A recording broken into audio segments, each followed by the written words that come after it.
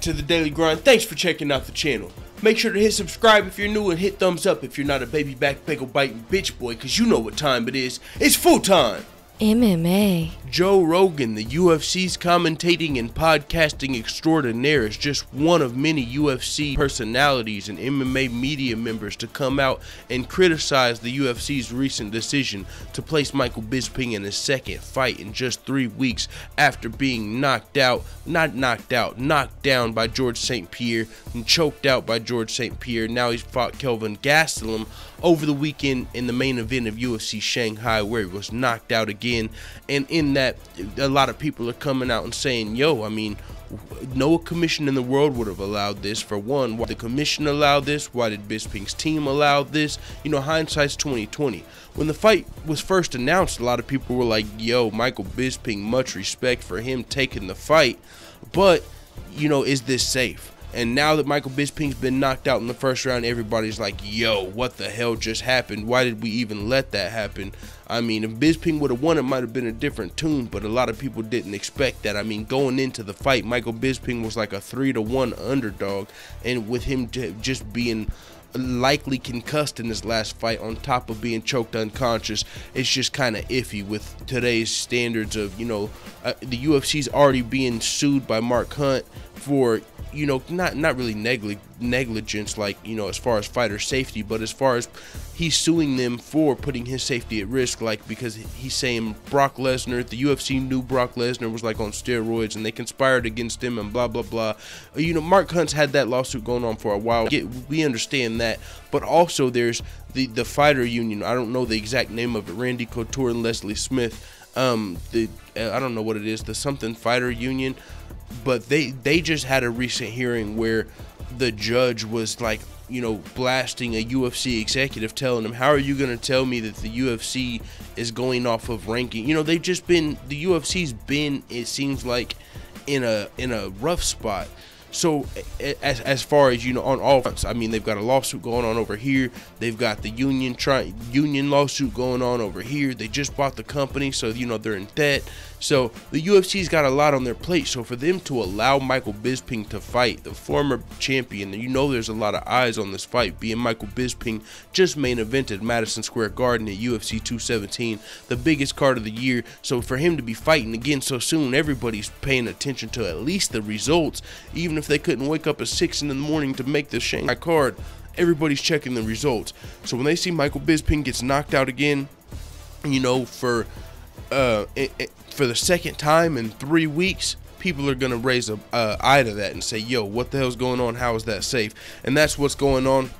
And even some of the people that you would assume have the details, that have all of the answers, Sway, they don't have all of the answers. Joe Rogan doesn't have the answers. Brendan Schaub doesn't have the answers. Ariel Helwani, the MMA beat, none of these guys have the fucking answers on why Michael Bisping was allowed to fight. Bisping said he was cleared by the doctors and all of that, but still, it's gotta, you know, it's gotta either be, of course, if you ask Bisping to fight, and that's one of the things Joe Rogan alluded to, if you ask a fighter to fight, they're gonna fucking fight. That's where the team comes in, the company, and the doctors, and the commissions. So this, you can't put this on Bisping. Of course he's gonna fucking take the fight. And Bisping actually asked for this fight. It's not like the UFC just said, hey, Bisping, hey, yo, Bisping, I know you just got knocked down and choked out, but you want to fight Kelvin Gastelum? No, Bisping said, hey, I know a guy that will, you know, he asked for this fight, but that's when you expect the other people to take over and save him from himself. But this is what Joe Rogan had to say in his criticisms on the MMA show #2, former MMA Hour #2, or, you know, the JRE MMA show, I think it's called. This is what he had to say. I don't think you should be allowed to fight 3 weeks after you have a brutal fight like Michael Bisping did with GSP. He got rocked, he got choked unconscious, and then 3 weeks later he's fighting a really dangerous up-and-coming Kelvin Gastelum. Kelvin is a beast. He's got nasty boxing, and that's what he showed in that fight. He hit him with a beautiful straight jab and a right hand behind it. That kid is just on fire. He's on another level right now. He continued to say, would he have been able to do that if he fought Bisping, who was training for GSP? If Bisping did not have that GSP fight and just went right into the Kelvin Gastelum fight, would the same result have happened? It very well could have. The way Kelvin, you know, hits, he's fast, his hands are beautiful. he continued to say, you really have to protect the fighter from themselves. You really can't be letting a guy fight 3 weeks after a brutal fight like that. It just does not make sense. I don't think it's smart. I don't understand he said, I understand that the UFC needed someone to fill in for short notice because Anderson Silva tested positive for performance enhancing drugs and they did not want to lose the Shanghai main event. But it turns into an even bigger fight when you've got a former middleweight champion right off his loss. 3 weeks later, fight again? I mean, it's just not smart. I know Bisping wanted to do it. I know Bisping would probably do it again. If you ask Bisping to fight in a few weeks, he would probably do it again.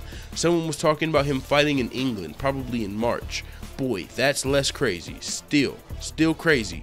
But we're basically into December. That's only like 3 months away. So with that being said, we all know Michael Bisping has been planning his retirement fight in March, and that is one of the things I talked about before the fight. Like, ooh, I don't know if Bisping should be taking this fight and already looking forward to his retirement fight in March, because I alluded to the Donald Cerrone fight. He was supposed to be, allegedly fighting on the December 30th card, but he got he got fucked up by Darren Till so bad, he's not going to be ready. He got his nose broken shit, so he's definitely not going to be fighting December 30th.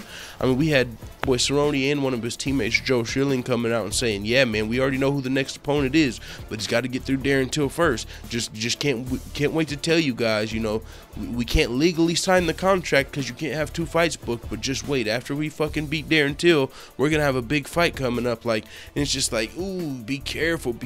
And you seen what happened? That's not going to happen. So maybe the UFC will schedule another event in England down the road. But honestly, if Michael Bisping comes back in March and he's fighting anyone in the top 10 of the middleweight division, I'm probably picking the other guy, because now Michael Bisping has lost 2 times in 3 weeks. Concussed in probably both of the fights, choked out.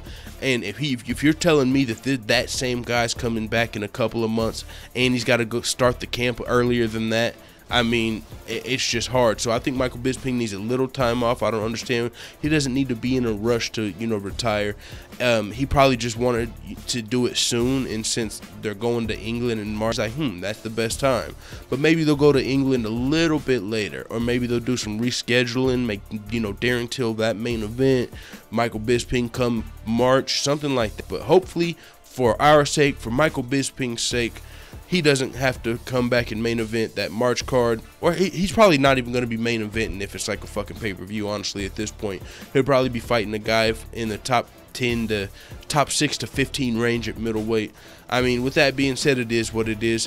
Let the full-time family know what the fuck you tab at in the comments. Do you? Well, of course you're going to agree. I honestly don't see anybody coming in the comments and saying, yeah, no, the UFC should have definitely put Michael Bisping in the fight. Oh, no, his team should have definitely let him fight. Like, I think with hindsight being 2020, everybody's going to pretty much be in agreement that Michael Bisping should not have been allowed to fight at UFC Shanghai. But it's already over. It already happened. Kelvin Gastelum knocked him out. It is what it is. Let the full-time family know what the fuck you tab at in the comments. I'm out.